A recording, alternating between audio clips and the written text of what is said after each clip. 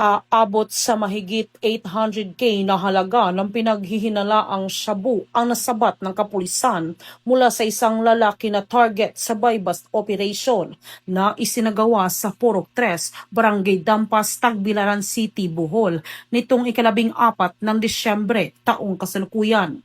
Kinilala ni Police Lieutenant Colonel John Karin Oliver Escobar, Chief of Police ng Tagbilaran City Police Station, Bohol Police Provincial Office, ang suspect na si alias John, 36 anyos, isang welder, kasalukuyang naninirahan sa Sitio Kandait, Barangay Dampas, Tagbilaran City, Bohol.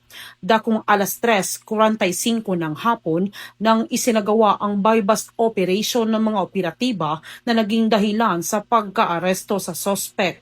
Nakuha mula sa suspect ang 2 medium size at 3 large pack ng hinihinalang shabu na nasa 129.9 na gramo at may standard drug price na 883,320 pesos.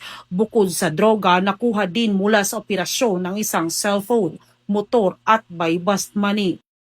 Mahaharap ang suspect sa kasong paglabag sa Section 5 at 11 ng RA 9165 o ang Comprehensive Dangerous Drugs Act of 2002.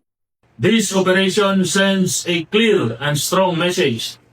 Walang puwang ang iligal na droga sa Tagbilaran City sa ilalim ng kasalukuyang pamunuan.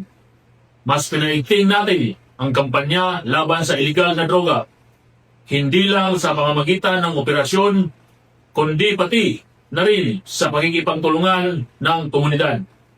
Mula dito sa Bohol Police Provincial Office, ako yung Police News Network Correspondent, Patrolwoman Nikia Cañedo, alagad ng batas, tagataguyod ng Balitang Pulis.